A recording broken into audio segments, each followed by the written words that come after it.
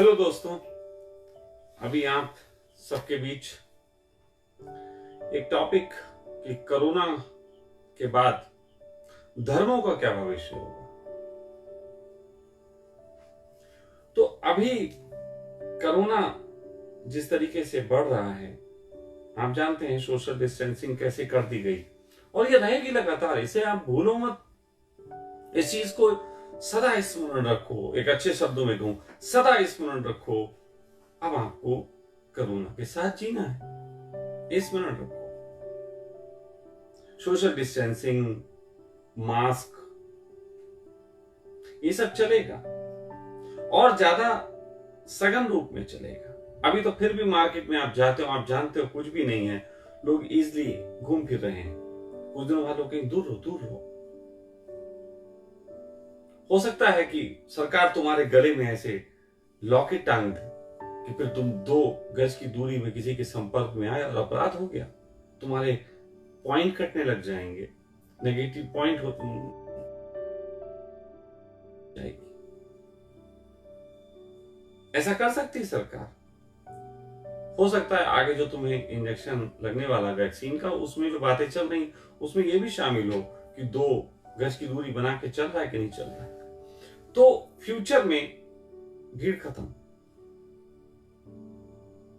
भीड़ खत्म। तो उसमें आप जानते हो कि किस तरीके से आश्रमों का स्वरूप होगा और मुझे इसमें बड़ा अच्छाई नजर आती है। मुझे सब चीज बुरा बुरा नजर नहीं आ रहा है, मुझे इसमें बहुत कुछ अच्छा नजर आ रहा है। पहली बात तो यह है कि जब कोई आदमी इस तरीके से घर में बैठेगा तो जिन बाबाओं के धंधे बोल रहा हूं, जिन आश्रमों के, जिन संप्रदायों के धंधे भीड़ पे चलते हैं, उनकी बेचैनियां बढ़ने वाली। हाँ, उन्होंने कमा के रखा, अभी कुछ दिन बेचैनी नहीं बढ़ेगी, आने वाले समय में बेचैनी बढ़ जाएगी। धंधे पे प्रहार हो गया तो वो जो बेचैनी बढ़ेगी, उसके कारण वो लोग ऑनलाइन व्यवस्था सोचना शुरू करेंगे। ऑनलाइन जल जाएगा, ऑनलाइन आरती होगी, ऑनलाइन माता जी का प्रसाद, ऑनलाइन पांव छू लो, online meditation, online yoga, online कुंडली जागरण, ऑनलाइन सेक्स भी होगा। लेकिन इससे धर्म का टॉपिक है तो सेक्स का क्या लेना देना, क्योंकि हम लोग तो नपुंसक लोग होते हैं, तो सेक्स को बात नहीं करेंगे। तो ऐसी स्थिति में ऑनलाइन सोचो, ध्यान होने लगा, ऑनलाइन ध्यान। अभी बहुत से लोग हैं जो ऑनलाइन ध्यान के लिए मुझे भी कहते हैं। वो कहते हैं स्वामी जी आप ऑनलाइन ध्यान करो, आजकल ये नया ट्रेंड आया है। मैं भीड़ भरे कक्ष में 100, 200, 500 लोगों के बीच ध्यान कराने को राजी नहीं होता। हाँ, उनके बीच में अपना बात कह सकता हूं, अभी बात कह रहा हूं, हजारों लोग सुन लेंगे। लेकिन मैं 500 लोगों के बीच में ध्यान कराने को भी राजी नहीं होता है, क्योंकि ध्यान की अगर मैं कोई एक विधि देने लगा, 500 आदमियों को अलग अलग तरीके की बीमारियां हैं, वो विधि किसके काम की होगी, किसकी नहीं होगी, कौन चेक करेगा? इतने लोगों की भीड़ मर जाएगी, बहुत लोग उसमें मरेंगे और मैं ये अपराध नहीं कर सकता। तो ऑनलाइन शिविर तो बहुत दूर की बात है। मेरा तो सदा से ढंग रहा कि मैं व्यक्तियों पे काम करता हूं। एक एक व्यक्ति मेरे निकट आओ, मेरे निकट रहो, मैं तुम्हें समझूं, जानूं, पहचानूं, उसके बाद तुमसे बात करूंगा। नब्ज तो पकड़ने दो अपनी। लेकिन ऑनलाइन शिविर में किसकी नब्ज पकड़ूंगा? ऐसा नहीं है कि मैं ऑनलाइन लोगों को मैंने मेडिटेशन, योग निद्रा ये सब नहीं करवाया, अभी भी करवाता हूं। लेकिन मेरा ढंग है, मैं एक व्यक्ति के साथ बात करता हूं, एक व्यक्ति के साथ उसको समझता हूं, दूर है घर, आउट ऑफ कंट्री है, तो उसके साथ 10-15 दिन का समय देता हूँ, उससे बात करता हूँ, अलग अलग माहौल में अलग अलग समय में उससे चर्चा करता हूँ, समझता हूँ। जब पूरा समझ जाता हूँ और समझ जाता हूँ कि इसके ऊपर जो समाज का और देशनाव का चक्रव्यूह है वो किधर से तोड़ा जा सकता है, तो वहां से मैं प्रवेश शुरू करता हूं। इसमें टाइम लगता है। तो ऑनलाइन जो बाबा लोग जो ध्यान और ये सब कराना शुरू करेंगे, शुरू में तो हो सकता है उनके चेलों को आदत हो, चलो बाबा जी का हो गया ध्यान शुरू, बाबा जी को भी लगेगा बहुत अच्छा धंधा चल गया, फिर से चल गया। लेकिन मैं तुम्हें सावधान करता हूं, सावधान सावधान युधिष्ठिर, तुम द्रौपदी को दांव पे लगाने जा रहे हो। अब इसकी साड़ी खींची जाएगी और इसकी साड़ी खींचेंगे ये यूट्यूबर्स, क्योंकि इनको बहुत अच्छे तरीके से एनालिसिस करके बात कहना आती है। बाबा जी तुमसे तो लाख गुना बेहतर अच्छी कह सकते हैं। मैंने सुना है एक बार कि चार्ली चैपलिन, एक बार जर्मनी में कहीं पे एक शो हो रहा था, चार्ली चैपलिन के कुछ प्रशंसक लोगों ने वहां पे एक शो रखा जिसमें चार्ली चैपलिन का कंपटीशन था। उसमें चार्ली चैपलिन को नहीं आना था, लोगों को चार्ली चैपलिन बन के आना था और वहां पे शो में हिस्सा लेना था।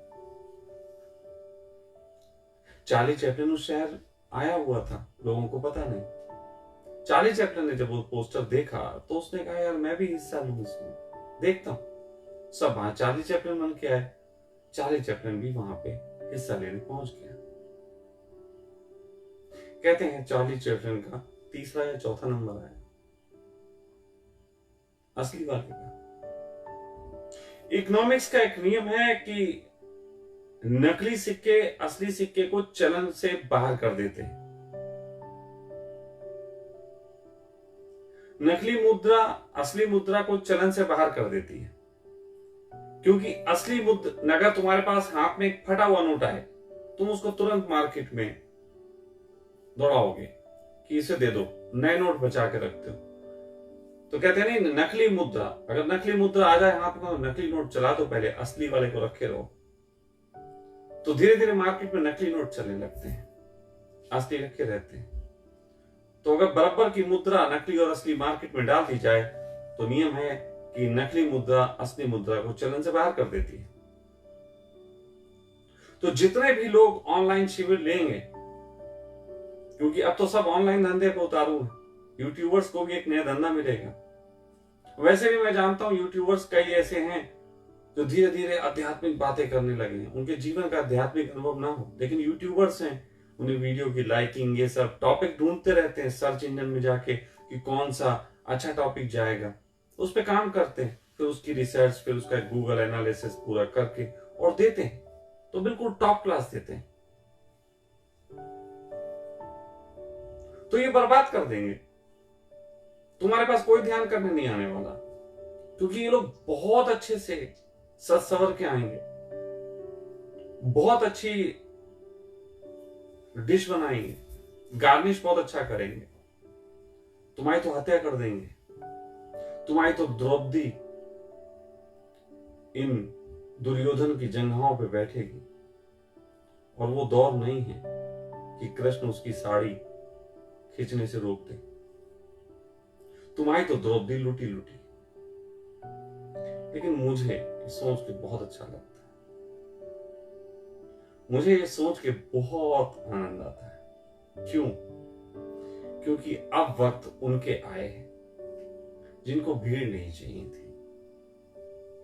अब वक्त उनको आए जो बैठे हैं कोने में कहीं झोपड़ी में, मेरे मित्र जाहिद भाई जैसे लोग, ऐसे छोटे छोटे प्यारे प्यारे गांवों में, कोने में, देहात में, शहरों में असली जिंदगी जीने वाले लोग। अब इनके दिन बहु रही है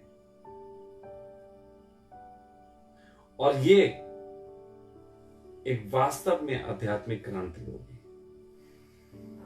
वास्तव में। क्योंकि जब ऑनलाइन लोग ध्यान करने लगेंगे तो मैं आपको यह भी बता दूं कि बहुत से यूट्यूबर्स के मजे आने वाले हैं, बाबा डूब जाने वाले हैं, और जो सो कॉल्ड लोग जिन्हें आध्यात्मिकता से कोई लेना देना नहीं, सिर्फ विधियां पकड़ के अपने ईगो को सेटिस्फाई करने चाहते हैं, जैसे कि गंगा जल मिल गया भले ही डाक खाने से आया हो, ऐसे लोग अपने घरों में ही सेटिस्फाई रहेंगे।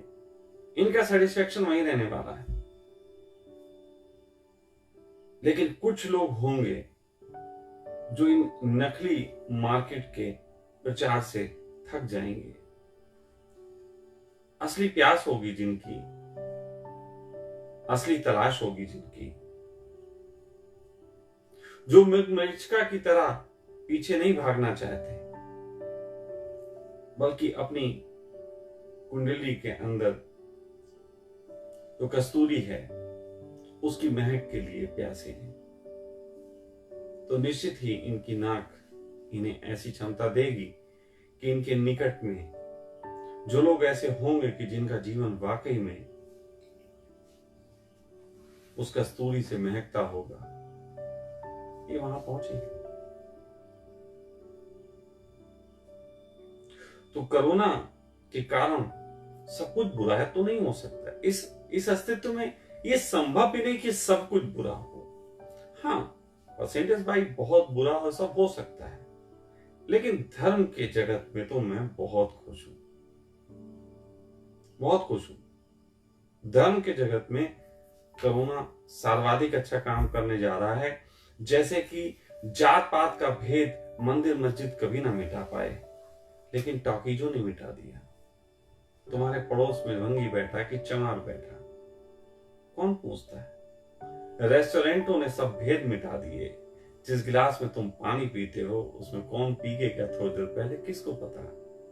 तो जो काम महावीर बुद्ध की देशनाएं नहीं कर पाई, वो रेस्टोरेंट ने और टॉकीजों ने कर दिया। बिल्कुल उसी प्रकार धर्म जगत में, धर्म जगत की मूर्ताओं के प्रति जो तुम्हें सजगता लोग चिल्ला चिल्ला के नहीं दे पाए, वो सजगता कोरोना दे के जाएगा। और इन अर्थों में आई लव यू करुणा।